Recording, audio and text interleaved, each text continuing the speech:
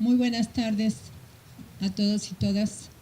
A nombre del presidente de la Comisión Nacional de Derechos Humanos, licenciado Luis Raúl González Pérez, les damos la más cordial bienvenida este día 1 de marzo de 2018 a la mesa de análisis argumentando los derechos humanos, en los que se va a tratar el tema de la negociación del Tratado de Libre Comercio y sus efectos en los derechos humanos. Un tema de absoluta actualidad. Yo creo que si en la mañana vemos las noticias nos vamos a dar cuenta que es el tema primordial en este momento. Por supuesto, reciban todos un afectuoso saludo y la más cordial bienvenida por parte de nuestra directora general, la doctora Julieta Morales Sánchez. El Centro Nacional de Derechos Humanos, preocupado precisamente por la difusión de la protección y garantía de los derechos humanos, jueves a jueves a las 6 de la tarde inicia estas mesas de análisis en donde se conjunta el conocimiento académico con la función pública y por supuesto también que es un espacio en donde se recibe la voz de la sociedad. El día de hoy tenemos realmente una mesa de lujo. ¿Por qué? Porque tenemos a 3 expertos en la materia que nos van a hablar acerca precisamente de estos efectos del Tratado de Libre Comercio y la forma en cómo impactan en los derechos humanos.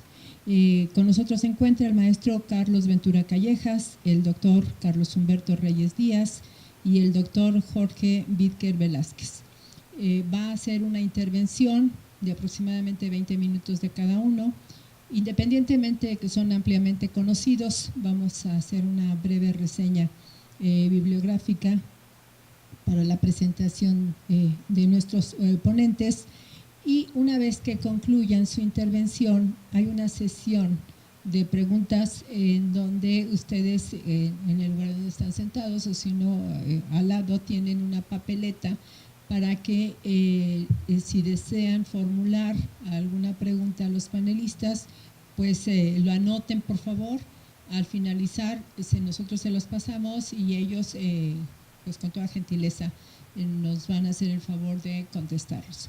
Esto lo hacemos en razón del tiempo porque pues muchas veces nos podemos extender bastante y por respeto al tiempo de ustedes y al tiempo de los panelistas es que vamos acotando para tratar de abarcar el mayor número posible de preguntas que se puedan presentar.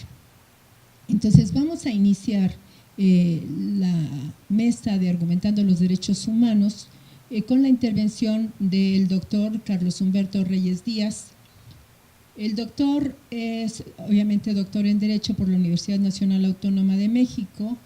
Actualmente es el coordinador del programa de posgrado en Derecho de la Universidad Nacional Autónoma de México, en donde tiene 15 años de experiencia docente en materia del área de Derecho Económico Internacional en la Facultad de Derecho. El doctor Reyes Díaz es investigador nacional de CONACYT y ha sido panelista del capítulo 19 del Tratado de Libre Comercio. Además, desde 2013 es coeditor en jefe de la Revista Latinoamericana de Derecho de Comercio Internacional, profesor del régimen jurídico del comercio exterior y de inversión extranjera en la Facultad de Derecho de la UNAM.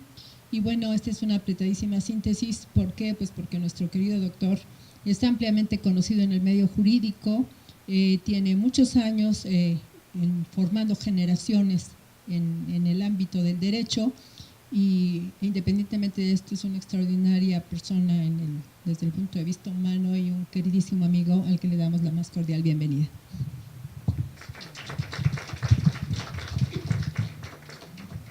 Muchísimas gracias, doctora Marilena Horta, por la presentación tan gentil, tan amable, generosa. Quiero en primer lugar agradecer también a la Comisión Nacional de los Derechos Humanos, a querido amigo Luis Raúl González, y en particular también a la doctora Julieta Morales, quien pensó en mí pues para venir a platicar de estos temas. No sé si me hizo un favor o vino a arruinarles a ustedes la tarde quizá, pero agradezco de todas formas esta deferencia conmigo, por favor, Julieta, muy amable. Quiero desde luego también celebrar que comparto esta mesa con Carlos Ventura. Carlos, también un placer compartirla contigo, y con mi querido maestro también de toda la vida, el que me ayudó a entender que esta materia era interesante para mí, la del comercio internacional, el doctor Jorge Vídker. Un placer siempre, doctor, compartir la mesa con usted. Bueno, como lo comencé diciendo, en realidad el tema de los derechos humanos no es particularmente mi fuerte, no es un tema que le haya dedicado yo ni mucho ni poco tiempo de estudio. En realidad mi área de conocimiento es el comercio internacional, y sin embargo entiendo que en estos momentos los temas del comercio internacional y de los derechos humanos empiezan a tocar. Quizá no sé si empiezan recientemente, pero ya llevan algunos años tocándose, y cada vez tienen más puntos de convergencia entre ellos. Yo había hecho una presentación aquí en mi dispositivo para más una guía para mí, para poder explicar estos temas, de manera que quizá no es tan amable para ustedes verla, pues, pero voy a tratar de ser concreto con estos temas, que además creo que el tiempo, si me avisan con el tiempo, si voy mal, para detenerme. Como ustedes ya lo saben, la séptima ronda de negociaciones del tratado pues está en estos días, justamente acaba de iniciar aquí en la Ciudad de México, y se tiene planeado que termine para el próximo domingo de esta próxima semana. Se dice o se ha comentado que quizá esta sea la penúltima ronda, se ha planteado algunas conjeturas, nadie lo sabe, pero en realidad se plantea pues llegar al fin de la negociación. Es cierto, todavía no se presentan los temas más álgidos, los temas más controversiales entre los tres países, de manera que digamos que todavía es una meta muy aspiracional de los tres socios comerciales, y faltan pues especialmente las reglas de origen, la solución de controversias, los derechos laborales, entre otros muchos temas que son los temas más sensibles. Yo quiero centrar mi presentación, como el área de los derechos humanos es amplísima y como el área del comercio internacional es igualmente amplia, quise solamente para poner unas viñetas cuál es la relación que existe entre los derechos laborales humanos, los derechos humanos laborales, y la regulación del Tratado de Libre Comercio y el comercio internacional en general. Lo que yo veo en principio es una vinculación directa entre los derechos, la protección de derechos laborales y el capítulo de inversión. Como ustedes ya lo saben, el Tratado de Libre Comercio de América del Norte en el 94 estableció la protección de los derechos laborales como un capítulo, como un acuerdo paralelo del Tratado de Libre Comercio. Forma parte, los tres textos forman parte del tratado, pero era un acuerdo paralelo pues al texto principal, que era el texto comercial. Al día de hoy en las negociaciones ya no se pretende tener acuerdos paralelos, sino establecer todos estos acuerdos como el laboral y el medioambiental dentro de los temas específicos del propio tratado comercial. El capítulo de inversión, por su parte, que existía ya desde en la versión de 1994, al día de hoy se está en gran debate y incluso se plantea su eliminación, lo cual desde luego para muchos sería un éxito. Es el capítulo más debatible, incluso se dice que la próxima semana quizás se pudiera estar firmando el nuevo texto del TPP, del Acuerdo de Asociación Transpacífico, que ahora le llaman el CPTPP, el Comprehensive and Progressive TPP, en donde se plantea incluso que el capítulo de inversión debería de ser el que salga. Aún así, hay una relación directa entre estos dos capítulos que voy a explicar un poco más adelante. Desde luego, platicar a ustedes de derechos humanos aquí y de los derechos laborales humanos sería prácticamente inútil y me metería en un terreno que no conozco y no domino. Sin embargo, me remito directamente a la Declaración Universal de 1948, en donde se establecen dos derechos específicos: la remuneración equitativa y satisfactoria y las condiciones equitativas y satisfactorias del trabajo. ¿Por qué subrayo estos dos temas específicamente? Porque en la renegociación del Tratado de Libre Comercio, el único tema que se ha puesto sobre la mesa a debate como como uno de los temas sensibles de la renegociación, es el del salario de los trabajadores. Casi como uno de los temas, o como el tema principal laboral.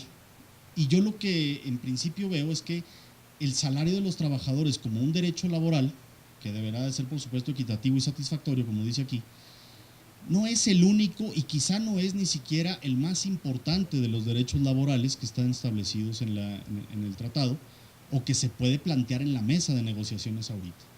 Particularmente yo subrayo el de las condiciones equitativas y satisfactorias de trabajo, que es en donde está ubicado los principales problemas actuales de la implementación del propio capítulo laboral. Entonces, bueno, a reserva de que todos estos tratados son reconocidos por la comunidad internacional, desde luego el capítulo de seguridad e higiene, que es el donde quiero ya de manera muy específica centrar el análisis que pretendo hacer, es uno de esos derechos de carácter individual reconocidos por la OIT dentro de las normas e instrumentos relativos a esos y a principios y derechos fundamentales del trabajo. Entonces, dentro de los derechos individuales, que son muchos, ya ni hablar de los derechos colectivos y los derechos de protección social. Entonces, bueno, quizá lo que aplique para unos aplicará de manera paralela quizá en algunos otros derechos. Particularmente los convenios que están establecidos también en el marco de la Organización Internacional del Trabajo en materia de seguridad e higiene en el trabajo son varios. Aquí están 5, tengo dos diapositivas específicamente con acuerdos y reconocimientos específicos de protección de estos derechos. Y habiendo tantos instrumentos internacionales que reconocen la protección de estos derechos de seguridad y higiene en el trabajo, al día de hoy los trabajadores, particularmente los trabajadores en el marco del TLC, los mexicanos, pero en el marco del mundo, los países latinoamericanos y los países en realidad en desarrollo son los que tienen la debilidad y el nicho de riesgo más importante de todos estos acuerdos. Lo voy a explicar y aquí me voy a detener quizá un poco más. La seguridad e higiene también es un derecho reconocido por el artículo 7º del Pacto Internacional de Derechos Económicos, Sociales y Culturales, de manera que son derechos reconocidos en el ámbito multilateral de manera muy amplia, completa, quizá, no sé, eso lo sabrán ustedes tal vez mejor que yo, pero bueno, hay demasiados instrumentos jurídicos que buscan la protección de estos derechos. En la renegociación del TLCAN, como lo dije, se ha enfocado principalmente en el tema del salario. Y precisamente en esta semana hubo un pronunciamiento de dos congresistas demócratas en Estados Unidos, uno de Nueva Jersey y el otro de Michigan, que dijeron particularmente eso: los derechos laborales en México no son un tema que puede eludirse, y si México no deja de reprimir los salarios de sus trabajadores, no solo será un obstáculo para el nuevo acuerdo comercial, será una sentencia de muerte para cualquier acuerdo que apruebe el Congreso. Yo tengo mis dudas acerca de la completa sinceridad que tienen los congresistas estadounidenses para mencionar esto. No quiere decir que sea mentira lo que se está diciendo, por supuesto que es real, pero la imagen que yo he percibido de la negociación estadounidense ha sido más en poner mucho énfasis en el salario de los trabajadores mexicanos, sabiendo que el salario no es algo que se pueda simplemente solucionar con un decreto ejecutivo, con un acto de gobierno por sí mismo, sino que representa un proceso largo para poder implementarse. Yo lo que creo es que más bien están utilizando este tema del aumento del salario como una moneda de cambio para después poder negociar otros capítulos que a Estados Unidos particularmente le interesan más, como las reglas de origen, especialmente en el tema de los automóviles y por supuesto quizá la Sunset Clause esta que habla que la eliminación del tratado al paso de cada 5 años. Temas que quizás son un poco más importantes para el presidente estadounidense, que me parece que pudiera ser esta la moneda de cambio.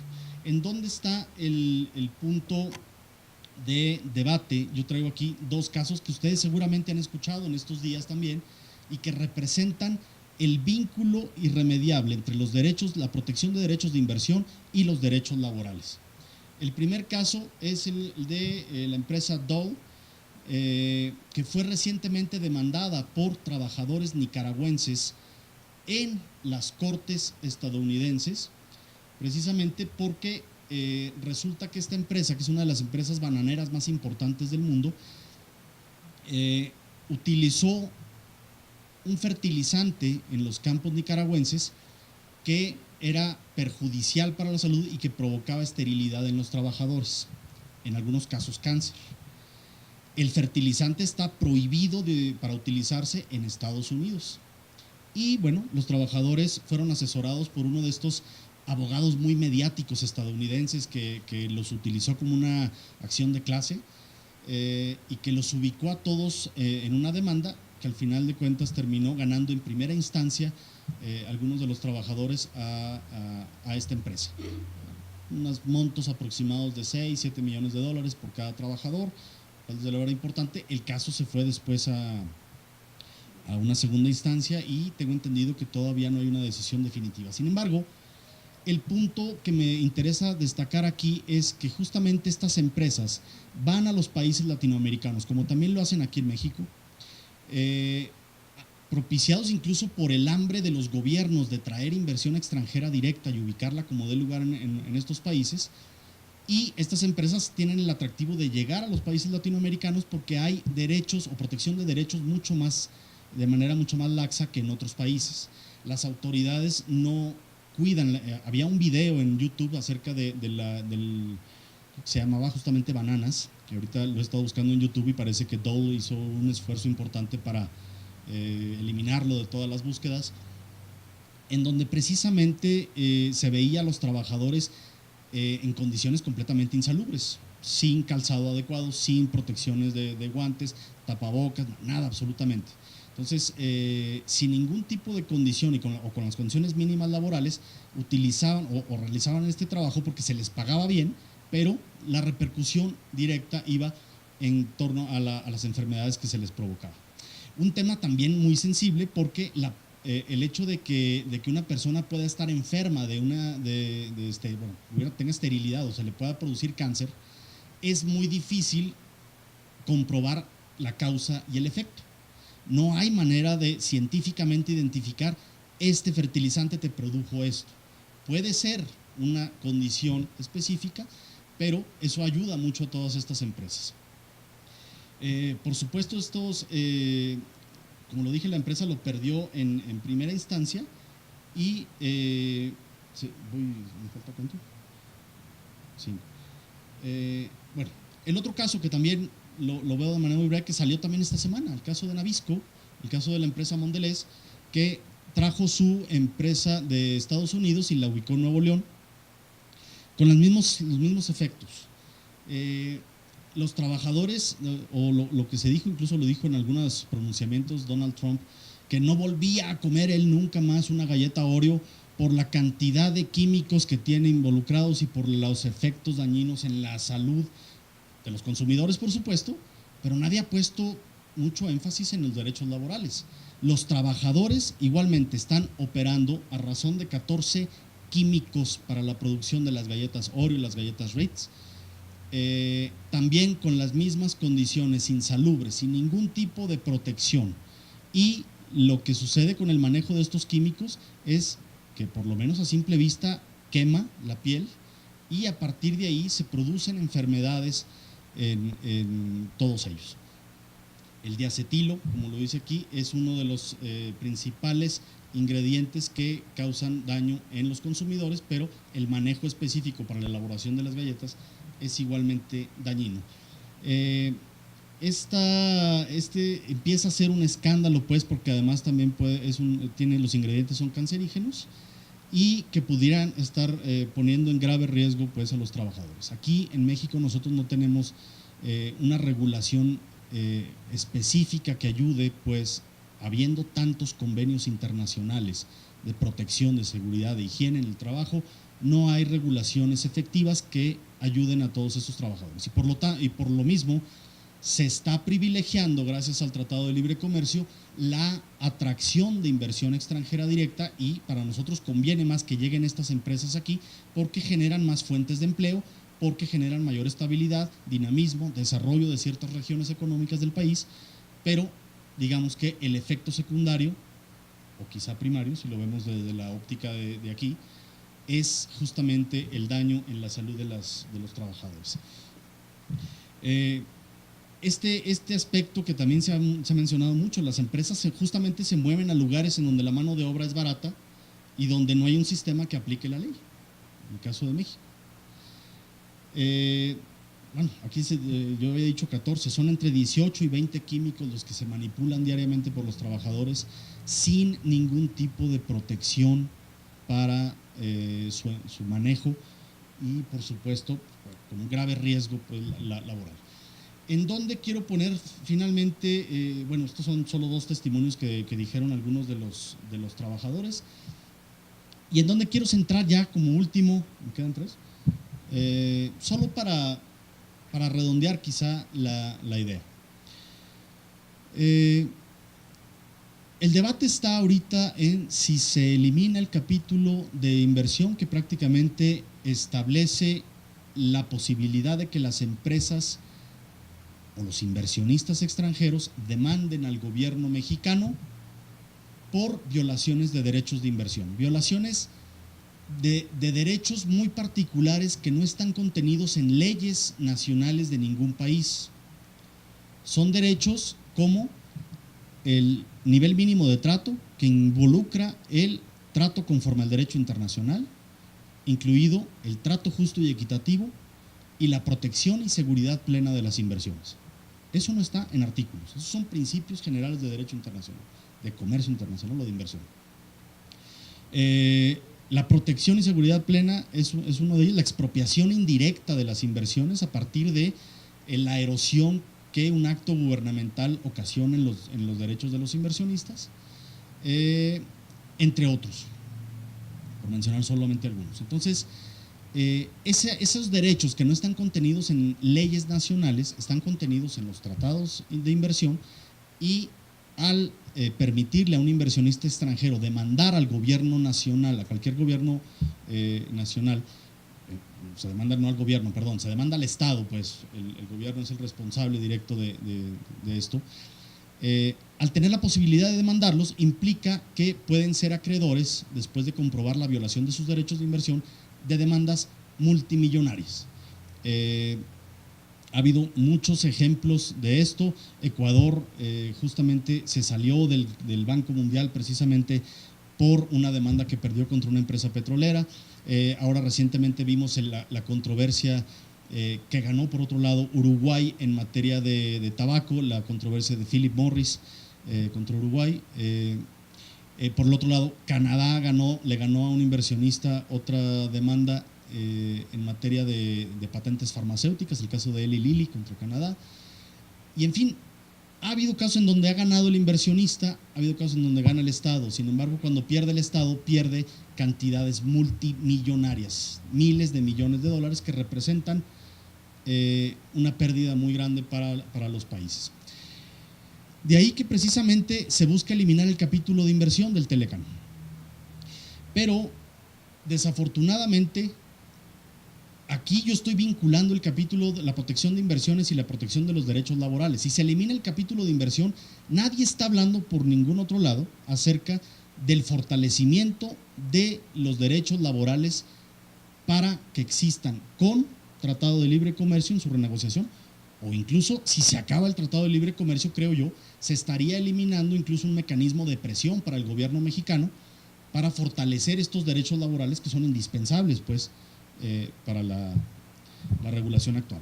Con esto simplemente quiero puntualizar, no era mi intención venir a resolver ningún problema, sino más bien plantearles nuevos retos y un eslabón quizá que tendríamos que analizar a partir de los derechos humanos ahora que se está renegociando el tratado. Deberían de darle más voz a los derechos laborales, a los organismos y entidades representantes de los derechos laborales en la negociación. Pero aquí hay 2 casos emblemáticos en donde se puede manifestar claramente el daño que se está provocando y la falta de interés que tienen los gobiernos para protegerlos. Gracias.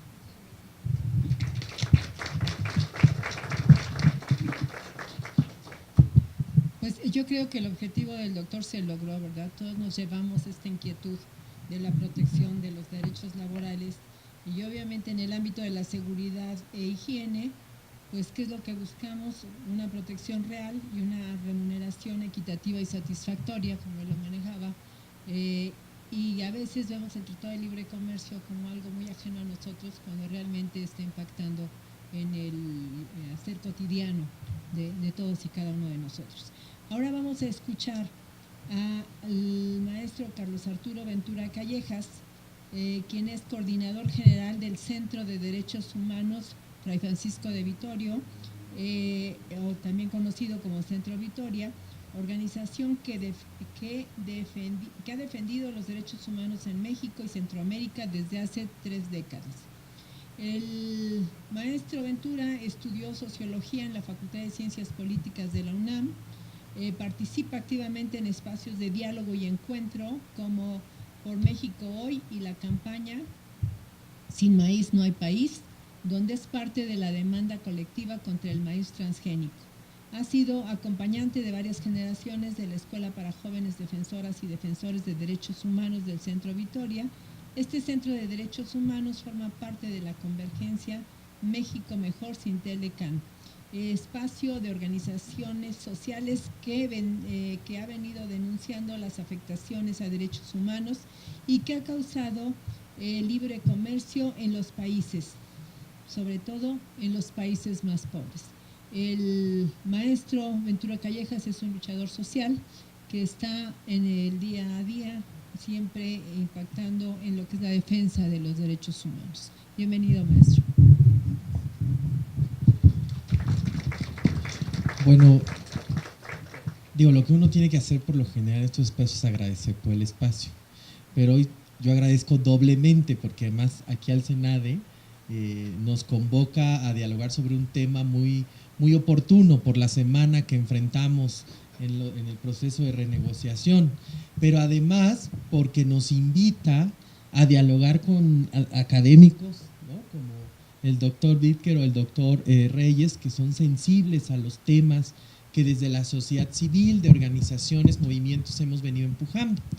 Y por supuesto agradecer al presidente de la Comisión Nacional por abrir este espacio, por en su momento escuchar también directamente inquietudes que hemos planteado desde organizaciones y movimientos, y que bueno, gracias a la doctora Julieta Morales, pues hoy concretamos este primer espacio, que ojalá sean muchos otros espacios para debatir, reflexionar sobre la relación entre el comercio y los derechos humanos, ¿no? Dicho eso, también quiero saludar muy propiciamente a compañeros y compañeras que vienen de movimientos sociales, de organizaciones, de la sociedad civil en general, y especialmente a los compañeros que están llegando a encuentros en el marco de la ronda de negociación de Estados Unidos, Canadá y el Quebec. Para México, para nosotros como Convergencia México Mejor Sintel-ECES, es muy importante este tipo de espacios porque creo que podemos socializar reflexiones, pero además también podemos hacer propuestas, porque las vamos construyendo juntas y juntos, ¿no? Bueno, dicho esto, yo quisiera centrarme en algo que hemos venido reflexionando desde el Centro Vitoria, pero también acompañadas por muchas de estas organizaciones, sobre la reflexión necesaria que hay que iniciar ya, si no es que ya se inició desde hace tiempo. A lo mejor el doctor Jorge Bitker nos va a contar más adelante de eso, pero la relación directa entre el comercio y los derechos humanos. Una cosa que nos hemos dado cuenta en las discusiones o en nuestra intención de incidir en las rondas de negociación es que pareciera que en la estructura misma del Estado mexicano no hay una relación entre algo que mandata la Constitución, que es el respeto de los derechos humanos, y la política económica de este país. Es decir, pareciera que son dos cosas totalmente distintas. Por fortuna hoy tenemos la certeza de que más bien están intrínsecamente relacionadas, ¿no? Y un poco eso tiene que ver con, en la Convergencia hemos echado mano sobre todo de reflexiones que hemos hecho nosotras y nosotros mismos, porque conocemos cuáles son las violaciones o las potenciales violaciones a derechos humanos, porque la experiencia de las comunidades, la experiencia de los trabajadores y de las trabajadoras, la experiencia cotidiana que ustedes y yo tenemos respecto a la precarización de nuestras vidas, son evidencia de la falla de un tratado de libre comercio como el que ahora se renegocia. Esa es una primera idea que me parece no hay que analizar mucho, lo sentimos, y sino que le pregunten a los compañeros trabajadoras, a los compañeros campesinos, campesinas, a las comunidades y pueblos indígenas que enfrentan hoy inversiones que por desgracia les han puesto en riesgo la propia vida. Pero no solo eso, hemos identificado que también en estas negociaciones o renegociaciones, particularmente nuestra experiencia surge también, no solo, aunque sí reactivamos mucho de nuestras redes de solidaridad internacional con lo que se conoció como el Tratado de Asociación Transpacífico, el TPP, y ahí reconocimos y denunciamos cómo estas negociaciones, estos procesos de deliberación entre estados para firmar este tipo de tratados comerciales se dan en total secretismo. Es decir, hay una constante violación a nuestros derechos relacionados con participar en los asuntos públicos, con el tema de la información, con el tema de transparentar qué es lo que se está comprometiendo al firmar este tipo de tratados. Pero también, si nos respondieran, o como nos han dado respuesta, que han implementado consultas para que nosotras y nosotros, al menos en la estructura del Estado mexicano, participemos y demos nuestras opiniones, hoy sabemos que lo que hemos documentado y hemos evidenciado es que esas consultas no son adecuadas. No son adecuadas solamente para informar de cara a la sociedad de forma amplia, sino no son adecuadas tampoco para los pueblos y comunidades indígenas que primordialmente están viendo comprometidos sus territorios. Es decir, tenemos un serio problema en cómo estos tratados de libre comercio hayan legitimidad, sobre todo, no en los negociadores ni en los cabilderos, sino en las comunidades que van a ver afectados sus derechos y en nosotras y nosotros mismos que podemos sufrir por otro par de décadas más los nocivos efectos de este tratado. Además quisiera, para los compañeros que nos visitan de otros países, decir que en México tuvimos una reforma constitucional, es decir, no solo tenemos la experiencia propia de las comunidades, de los pueblos, de sectores de la sociedad, sino además tenemos otro elemento que nos permite contrarrestar la forma en cómo se ha llevado a cabo las negociaciones y aprobaciones, ratificaciones, firmas de estos tratados. Es que, y creo que lo va a ahondar un poco el doctor Bittker, pero tenemos que reconocer también que la estructura de la Constitución hoy en México y de las obligaciones que el Estado asumió con la reforma constitucional de 2011 no pueden quedarse de lado en la aprobación o actualización o modernización, entre comillas, de estos tipos de tratados. ¿Por qué? Y es donde quisiera yo centrarme rápidamente. Lo que hemos pensado desde nuestra postura como organizaciones y movimientos, pues es la oportunidad de usar, en palabras de Boaventura de Sousa Santos, usar los derechos humanos como herramientas de organización social que beneficien sobre todo a los grupos que históricamente han sido vulnerabilizados. Y pues nos pusimos a estudiar, ¿verdad?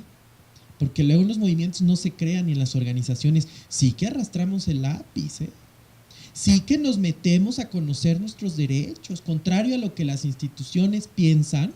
Nosotros estamos construyendo también con la academia crítica como la que ahora nos acompaña acá, reflexiones a partir de nuestras experiencias, pero usando también la herramienta de derechos humanos. ¡Oh, sorpresa!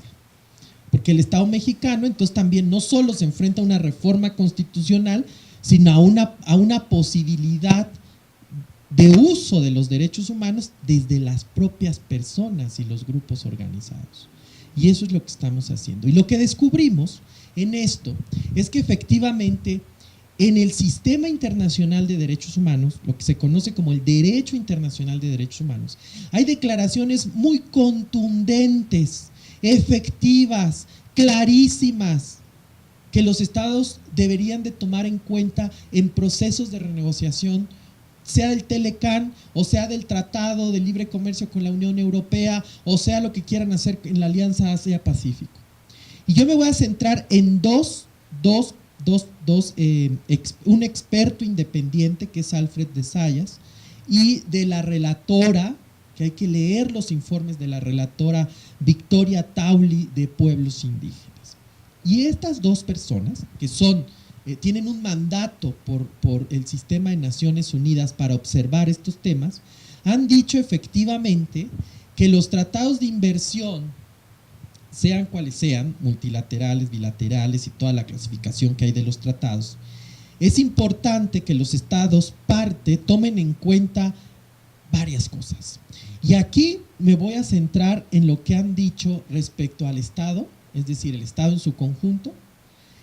Pero ¿qué creen? Y esto es queremos aquí también dejar una tarea y una puerta abierta. También hay recomendaciones para las instituciones nacionales de derechos humanos, es decir, para órganos autónomos como quien nos acoge esta tarde, y también para el Poder Legislativo. Respecto al primero, es muy importante, yo les recomiendo mucho un informe de julio de 2015 del relator Zayas, donde efectivamente lo que nos aporta la reflexión para lo que estamos haciendo es un primer elemento dirigido al Estado en su conjunto en relación a un tema que ya tocó el doctor Carlos Humberto, que es el tema de los mecanismos de resolución de controversias entre empresas y estados. Respecto a eso, el relator ha dicho, fíjense ustedes, con sus letras, y está aquí, lo imprimí hasta con el logo de la ONU para que no digan que yo me lo estoy inventando, doctor? No, lo que identificamos aquí desde la sociedad civil es que, y voy a citar al experto independiente, los estados no pueden poner entredicho su obligación de garantizar los derechos humanos, artículo 1 constitucional, por si hace falta, ¿no? Me corrigen porque no soy abogado, pero nada más, es que les digo que pues uno tiene que aprender esto, ¿verdad? Porque si no, a uno como que le dicen, no, es que usted no sabe, váyase a hablar de otras cosas, esto del comercio no es para quien no entiende de comercio. Y nosotros les decimos, pero sí entendemos de derechos humanos, y aquí expertos independientes dicen que no pueden declinar a sus obligaciones aceptando acuerdos de solución de controversias entre inversores e estados que permitan a los inversores, fíjense cómo es clarito el experto, impugnar leyes laborales y ambientales o los códigos de salud del Estado.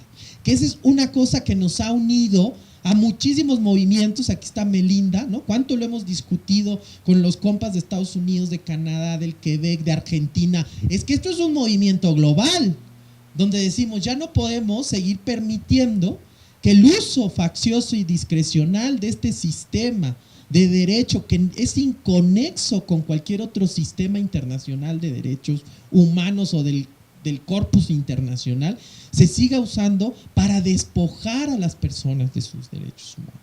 Y los mecanismos de resolución de controversias entre empresas y estados son precisamente un mecanismo vinculante, por desgracia, en donde los estados se resguardan para poder declinar a sus obligaciones de derechos humanos. Pero entonces el sistema internacional de derechos humanos va más allá, ¿no? Y entonces el relator Zayas dice, pero no solo en estas discusiones de cómo poner al centro de la discusión no la ganancia, no los intereses privados, sino los derechos de todas y todos, dice, los estados participantes en acuerdos internacionales de inversión, como ahora está pasando con México, Estados Unidos y Canadá, deben asegurar que se convenga también en un mecanismo regulador independiente, sugiere el experto, como la oficina de un ombudsperson, dice. No sé, o sea, yo una vez discutiendo con la doctora Morales, decíamos, ¿cómo los sistemas de ombudspersons que tienen cada país pueden participar y no ser marginados en este tipo de procesos? Hay que prever, dice él, la realización de exámenes ex ante y evaluaciones ex post de los efectos para los derechos humanos y para el medio ambiente. Pero además dice, bueno, ya le dijo al Estado, ¿no? Sobre todo al Ejecutivo, pienso, ¿no? De que no puede decir la Secretaría de Economía, que no sé qué, ¿no? Le dice también a los órganos autónomos de protección de derechos humanos. Pero además, en nuestro caso, también desde aquí, decirle al Senado, o sea, al Poder Legislativo, dice el experto independiente, en estos procesos, teniendo presente, estoy citando, que en las democracias representativas los parlamentos son los depositarios de la voluntad del pueblo, los parlamentarios deben consultar con sus electores. No sé cuántos de aquí han sido consultados y consultadas por su senador o su senadora, así con lujo de detalle de lo que van a aprobar en su momento, cuando les llegue, ¿verdad?, la actualización. Digo, yo nada más pregunto, no estoy afirmando nada. No sé, doctora, si a usted ya le llamaron para…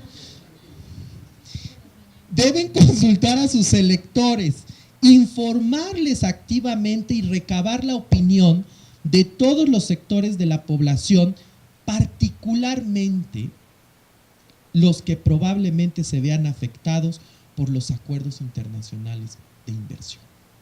La aprobación de tratados mediante procedimientos de urgencia es incompatible, aquí está, procedimientos de urgencia, y el experto lo pone entre comillas. Yo no sé mis compas de la convergencia, pero ¿qué nos han dicho? No, es que esto ya tiene que salir. ¡Vámonos! Esto urge porque si no, no hay certeza para las inversiones. Pues dice el experto, esos procedimientos de urgencia son incompatibles con los procesos democráticos y tienen como resultado tratados ilegítimos. Si ustedes googlean eso, ahí está. Esto es parte del derecho internacional de derechos humanos. Es algo que nos puede ayudar muchísimo. Ve, doctor, cómo sí sirven los derechos humanos cuando los usamos para defender nuestros derechos. Miren, no me va a dar tiempo de leerle otras joyas de este experto, pero solo terminaría diciendo que la relatora Victoria Tauli, que acaba de estar en nuestro país y que va a emitir un informe sobre lo que escuchó de lo que enfrentan las comunidades y pueblos indígenas en México. Ella básicamente lo que dice respecto al tema de inversiones, de los tratados de inversión y los pueblos indígenas, que es un tema importantísimo para nuestro país. No sé cuántos datos da el libro que usted nos decía, un libro de Lemus, pero por ejemplo Víctor Toledo habla de más de 300 conflictos simultáneos por tierra y territorio, donde mayormente lo enfrentan comunidades y pueblos indígenas. Mucho de esto tiene una relación directa con estos tratados de libre comercio. Por eso es que la falacia de que los derechos humanos no tienen nada que ver con el comercio, pues como que ya nadie la puede sostener, oigan. ¿Quién se atreve a sostener eso en estos tiempos? Pero bueno, lo que dice la relatora es, con base en el consentimiento, con base en el principio del consentimiento libre, previo e informado, establecido en la Declaración de Naciones Unidas sobre Derechos de los Pueblos Indígenas y el Convenio 169, los estados deben estudiar junto con los pueblos indígenas afectados los mecanismos de participación que les permitan tomar parte en la negociación y redacción de todos, dice la relatora, de todos los acuerdos pertinentes de inversión y libre comercio, o al menos formular, observaciones al respecto. Ello debe producirse en el contexto más amplio de unas medidas orientadas a aumentar el nivel de diálogo social en la negociación y la redacción de dichos acuerdos. Este es un informe especial de la relatora sobre los tratados de inversión y pueblos indígenas. Termino. Entonces, yo solo quisiera llamar la atención que no solo estos dos relatores se unieron a otros tantos que también han dicho algo respecto a etapas importantes de lo que hemos denominado en los movimientos sociales como un reajuste, ¿no?, del comercio internacional. Y esto hoy día nos preocupa demasiado porque de ser que esta lógica continúe, una lógica instalada en los tomadores de decisiones, entonces el conflicto, pero no solo el conflicto, las violaciones y las graves violaciones a derechos humanos difícilmente se podrán revertir en nuestro país. Es decir, si no tomamos en serio la discusión entre el respeto y garantía de los derechos humanos al centro de cualquier decisión de Estado, como es los temas de comercio y de libre comercio, entonces difícilmente vamos a salir del atolladero en el que nos han metido durante las últimas décadas. Yo, no quiero ser alarmista, ¿verdad? No quiero ser exagerado. Yo solamente quería aquí compartir un poco de las reflexiones que hemos hecho desde los movimientos y las organizaciones que vemos con preocupación el avance de estas negociaciones sin que se nos tome en cuenta y, lo más grave, sin que dentro del propio Estado mexicano se haya facilitado la participación efectiva de todas y de todos. Yo me voy a quedar ahí para darle la palabra al doctor, antes le paso la palabra a la doctora, pero de verdad decirles, desde estos espacios nuestra principal intención es efectivamente poner al centro de la discusión los derechos humanos y el cuidado de la naturaleza. Muchas gracias.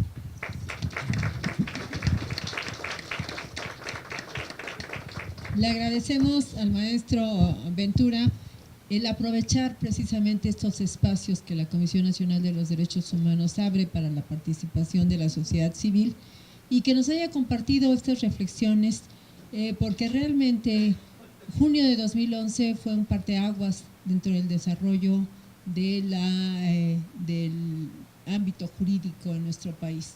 ¿Sí? El artículo primero constitucional, al ser reformado, si lo relacionamos con el 25 constitucional, que es el que rige, que nos establece que la rectoría económica le corresponde al Estado, bueno, pues ya tenemos el compromiso conjuntamente con los tratados firmados por nuestro país y creo que es una oportunidad para continuar trabajando con esto. Yo realmente felicito al maestro Ventura por esta labor que hace y esperemos que pues deje esta semilla y que cada uno de nosotros se convierta en un activista de la defensa de los derechos humanos. Vamos a continuar con la presentación del doctor Jorge Vídker Velázquez. Es por demás que lea su currículum, no obstante voy a hacer una pequeña semblanza, pero maestro, creo que todos los que estamos aquí lo conocemos, todos hemos abrevado de su obra, todos sabemos que usted ha marcado una pauta dentro del desarrollo generacional en el ámbito del derecho. El maestro Jorge Vídker Velázquez es licenciado en Ciencias Jurídicas y Sociales por la Universidad de Chile, diplomado en Derecho Comparado por la Facultad Internacional para la Enseñanza del Derecho Comparado en Estrasburgo, en Francia, doctorado en Derecho por la Universidad Complutense de Madrid, profesor titular por oposición de Derecho Económico y Metodología Jurídica e investigador titular de tiempo completo del Instituto de Investigaciones Jurídicas de la Universidad Nacional Autónoma de México. Es investigador nacional nivel 3 desde 1984, Premio Universidad Nacional en Investigación en Ciencias Sociales en el año 2000, Premio Nacional de Comunicación en el área jurídica de la Fundación José Pagés Yergo en el 2011, miembro de la Academia Mexicana de las Ciencias, dictaminador del área de Ciencias Sociales, área 5, durante los periodos 2006, 2009, 2012, 2014. Me dice el maestro, yo sé que realmente todos lo conocemos, todos sabemos, y es un extraordinario catedrático y un transmisor precisamente de estas inquietudes en la ciencia jurídica. Muchas gracias, maestro.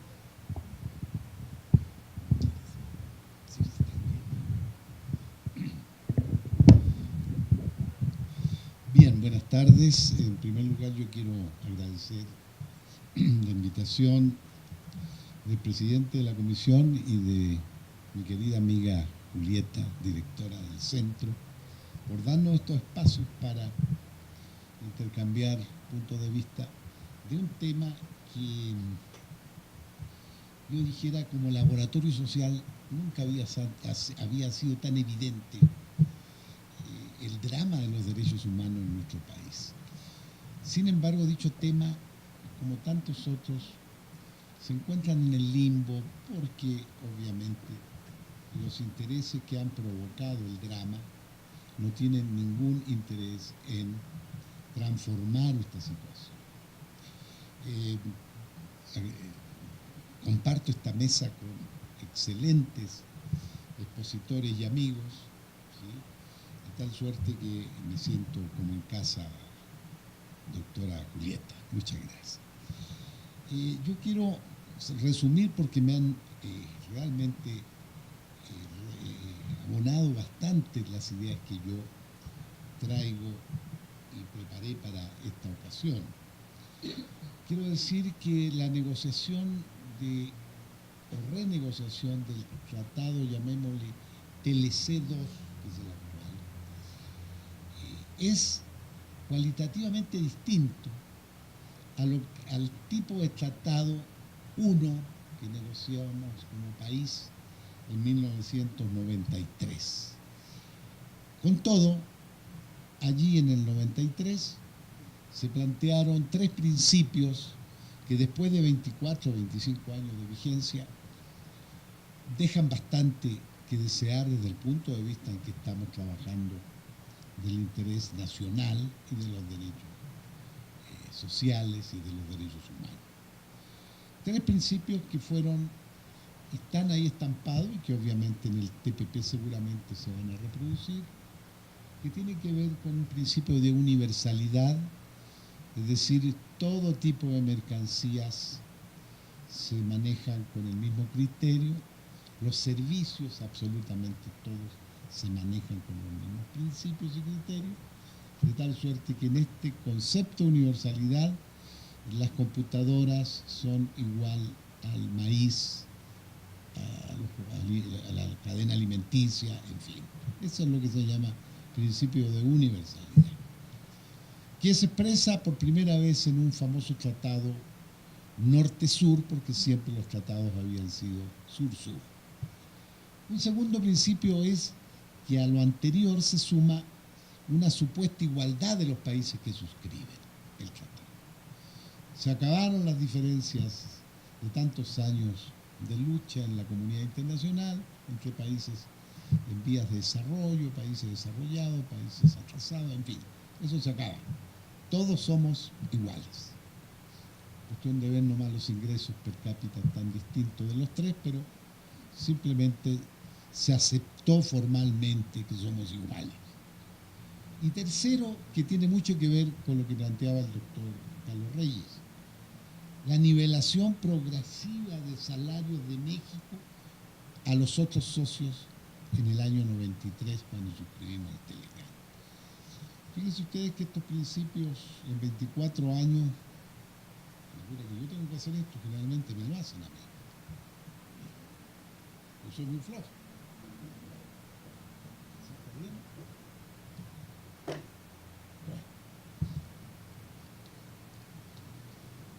Ahora bien, la actual revisión del Telecán, que podemos llamarlo TLC2, es cualitativamente distinto.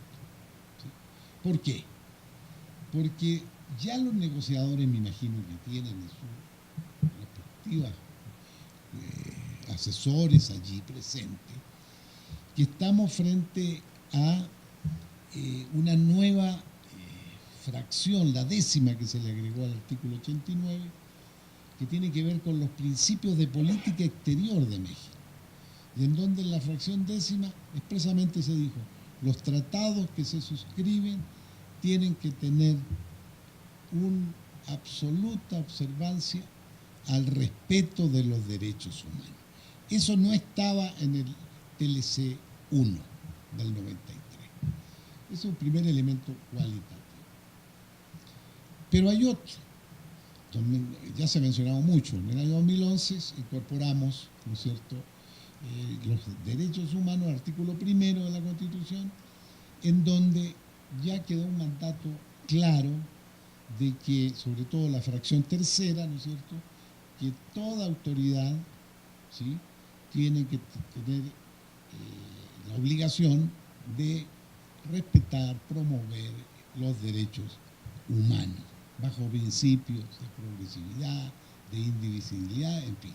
Es decir, este artículo primero, como bien decías tu maestro, es una bandera extraordinaria en manos de los ciudadanos para que no haya excusa como antes en que los derechos sociales eran programáticos. No, ahora tienen el mismo nivel de jerarquía y obligación de observancia, ¿no es cierto?,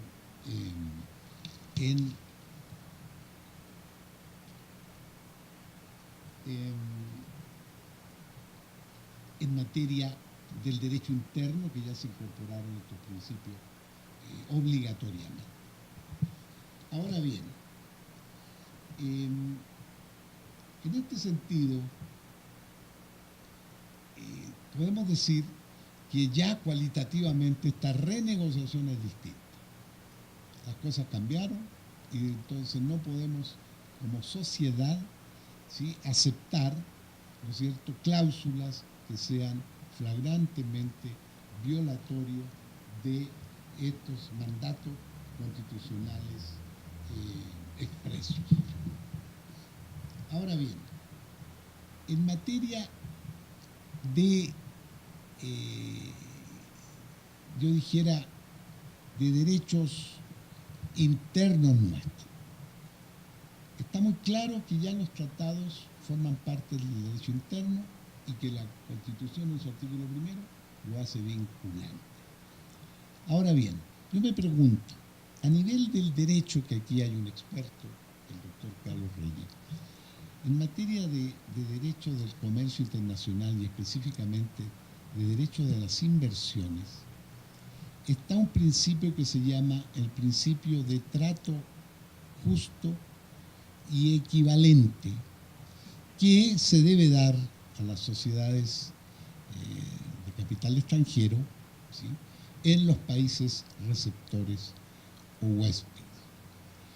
Yo me pregunto si observamos una actividad muy identificada con la inversión extranjera y además de un país miembro del Telecan como es Canadá, me estoy refiriendo a la actividad minera, yo me planteo la pregunta, ¿este trato justo y equitativo que el gobierno y el Estado nacional le tiene que dar a las sociedades canadienses, estas sociedades le dan un trato justo y equitativo a comunidades, pueblos originarios, comunidades indígenas, campesinos y ciudadanos en general cuando se enfrentan a sus proyectos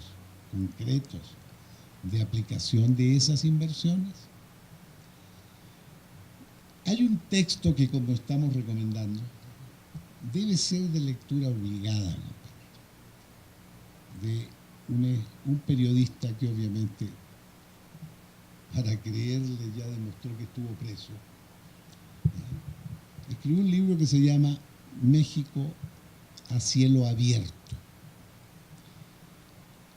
cuyo registro de este sector y de un país miembro del Telecan es simplemente dramático. Los datos que ahí se entregan son clarísimos. Son datos tomados del informe que pidió Michael Forst, ¿no es cierto?, en 2017, que acaba de hacer una visita a todo el país con toda la información que recogió, de tal suerte que el libro, además del interés periodístico y ser producto de una investigación periodística, ¿no es cierto?, trabajo de investigación de campo, ¿sí?, está fundado en los datos que se llevó el funcionario de Naciones Unidas. Datos que, fíjense ustedes, no se conocen así con la crudeza de 3, 4 cosas que yo voy a decir, tomados de ahí, del informe de Naciones Unidas. ¿Saben ustedes que durante 2001 a 2017 se han otorgado 25.000 concesiones o permisos de exploración y explotación minera? De ellas, el 80% corresponde a sociedades canadienses y el 20% a sociedades inglesas, japonesas, estadounidenses, obviamente, peruanas y chinas incluso. Y la explotación, como ustedes saben, es de los 6, 7 minerales clave: oro, plata, cobre, zinc, plomo, hierro, carbón incluso. Los datos reales es que esta actividad en el año 2015 generó 200.000 millones de dólares y ese sector tributó solo 18 millones de dólares. Recogiendo y comparando la historia, dice no el informe sino el libro, que lo obtenido por estas sociedades durante estos años equivale al doble del oro y a la mitad de la plata que durante 300 años los españoles sacaron de nuestros países. Están repartidos en 27 entidades federativas y han capturado el 30% del territorio nacional. ¿Cómo se ha hecho esta explotación? Primero exploración y luego explotación, ¿sí? A través de la violación más flagrante de los derechos humanos, comenzando por el derecho, como ustedes saben, que está contenido en la resolución que es 169, al derecho a la información de la consulta, imparcial, informada, que todo proyecto que va a actuar sobre el suelo o el subsuelo, ¿sí?, tiene que ser consultada con los comuneros o pueblos originarios que van a ser afectados por esto. Pero hay un dato, fíjense ustedes, más dramático. Está prohibido a nivel internacional la explotación minera, la extracción minera a cielo abierto, porque comprenderán ustedes que lo que se está ya realizando en nuestro país simplemente es que, y más reforzado por nuestra reforma energética del 2013, basta que se detecte en el terreno una beta de alguno de los minerales mencionados o energéticos, gas, petróleo, para que toda la actividad que pudiera estar en la superficie se subordina totalmente a este nuevo esquema otorgado obviamente a, como llamado como actividad estratégica, a esta área. Entonces, es decir, estas exploraciones a cielo abierto han venido simplemente a expulsar a los habitantes de superficie, porque ahora pueden entrar en cualquier momento a abrir el terreno de una comunidad, de un ejido, y empezar a explotar el producto. Ya no se necesita hacer primero un lugar y seguirle la pista. ¿Ya? Bueno, lo concreto es que, ¿qué derechos se han estado violando? Bueno, de la consulta está a la luz del día. Rodrigo Gutiérrez, que es un compañero del instituto, ha trabajado en algunos, pero figúrense ustedes, de 25.000 concesiones. Sería interesante hacer la pregunta de terreno: ¿cuántas consultas se han hecho para cumplir con un derecho de las comunidades y pueblos originarios? ¿Sí?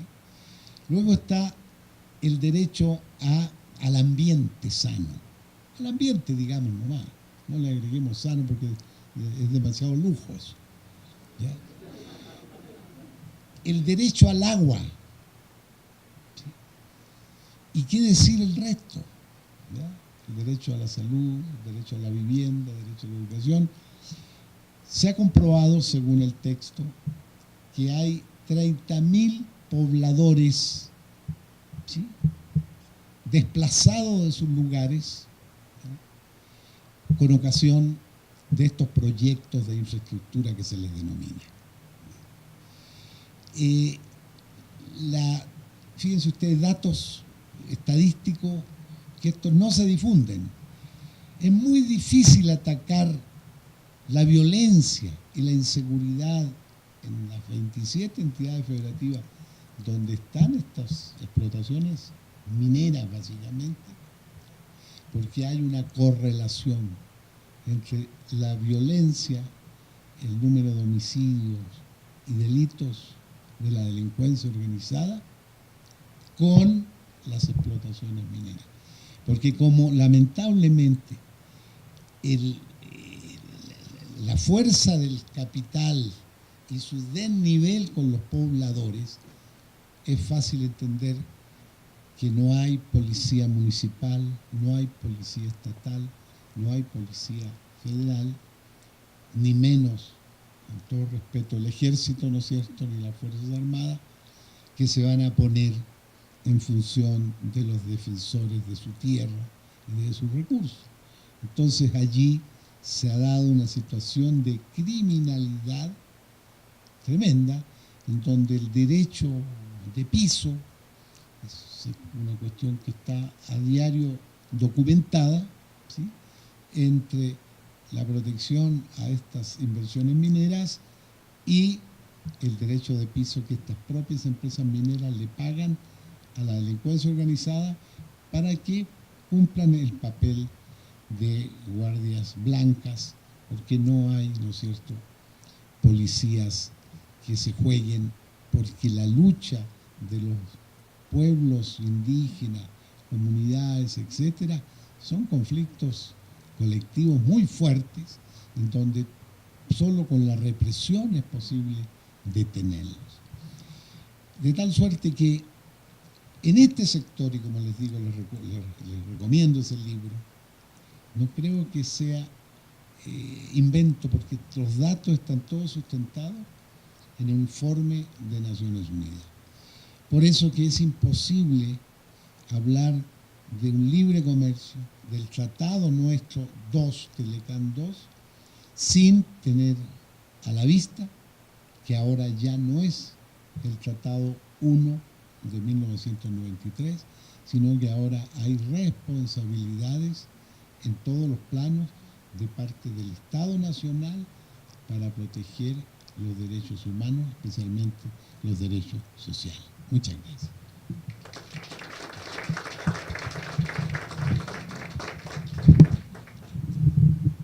Le agradecemos cumplidamente al doctor Jorge Vídker esta hermosa disertación que nos hizo, y por supuesto que yo creo que todos vamos a ir a buscar ese libro de México a cielo abierto, porque ya nos dejó con esa enorme inquietud, doctor. Por supuesto que sí.